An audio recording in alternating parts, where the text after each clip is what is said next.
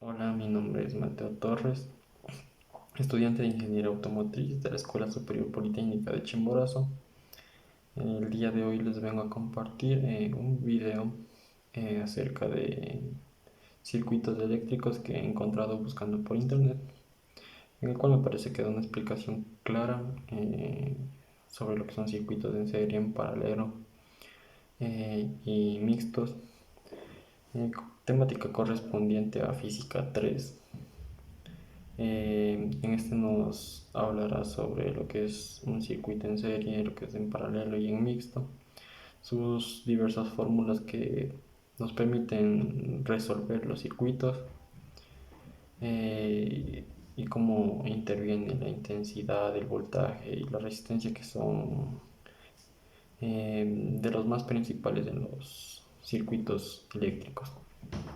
Para esto debemos conocer previamente lo que es la intensidad, que es el flujo de carga a través del circuito, lo que es la resistencia, que es lo que se opone a este flujo de cargas, y lo que es el voltaje, que es la diferencia de potencial entre dos puntos.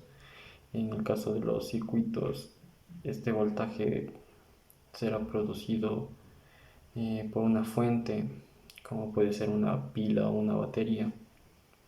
Una vez comprendido esto, podemos pasar a lo que son los circuitos. Sin más que decir, pues les dejo con el video. Buenas, buenas. En este video vamos a ver tipos de circuitos eléctricos, ¿sí? Para introducir en la variedad que nos podemos encontrar a lo largo de la resolución de los mismos. Tenemos en primer lugar a los circuitos en serie, son los circuitos más sencillos. Vemos que en este caso tenemos una fuente de energía, ¿sí? Que bueno, básicamente alimenta el circuito al cable, ¿sí? Y pasa la electricidad por un foco. Después tenemos los circuitos en paralelo, son aquellos circuitos en donde aparece un nodo, ¿sí? La electricidad básicamente se divide. Y bueno, los circuitos mixtos, que son la combinación del serie y el circuito en paralelo, ¿sí?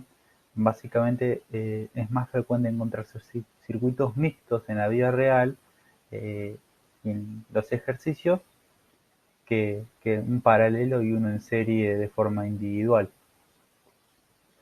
Vamos a conocer las características de circuito en serie y circuito en paralelo, y esas características se recombinarán para analizar los circuitos mixtos, ¿sí?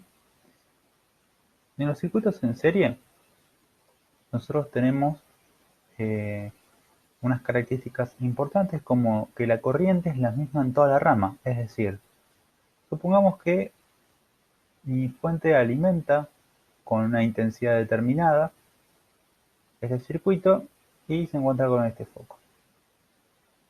Si yo tuviese otro foco acá, la corriente tanto para este foco como para este foco sería la misma, ¿sí? Y la asociación de las resistencias, es decir, la suma de las resistencias, es de forma directa. Es decir, sumo la resistencia 1 con la resistencia 2 y así. Una cosa importante es que la tensión no es igual en cada resistencia, ¿sí? Se produce una caída de tensión. Para ponerlos en términos coloquiales, ¿sí? Y que uno se haga una idea, hagamos de cuenta que tenemos la fuente, que es la que empuja a los electrones, ¿sí? Generando la corriente eléctrica, y llega al primer foco. El foco puede actuar como una resistencia eléctrica, ¿sí? Porque puede presentar una dificultad para el paso de la corriente. Entonces, en cierto modo es como que vence un poco la fuerza con la que está empujando la fuente a los electrones acá. Entonces se produce una caída de tensión, como una caída de fuerza, ¿sí? Recordemos que ese es una analogía para poder entender cómo actúa un circuito en serie. Entonces, en vez de empujar a los electrones con una fuerza determinada, estándar, esa fuerza disminuye, ¿sí? Disminuye tanto como sea la R, ¿sí? Y cuando sigue, se encuentra con otro foco. Entonces, en este caso, llega la corriente eléctrica, pero llega con una fuerza menor, ¿sí? Llega la misma corriente, pero llega con una fuerza menor. Y así sucesivamente. Entonces, eso, cada resistencia produce una caída de tensión. En cambio, en los circuitos en paralelo, nosotros tenemos que cuando se produce la corriente eléctrica, se llega a un punto que es un nodo, que es la unión de básicamente dos o más cables, ¿sí? Y acá, como vemos, la corriente se separa. Por ejemplo, tengo la corriente total, se separa en corriente 1 en corriente 2. No se separa de la misma manera, ¿sí? No es que si acá tengo 10 amperes, acá va a haber 5 y acá va a haber 5. No lo sabemos. Pero lo que sí sabemos es que la tensión acá es igual tanto en esta rama como en esta rama.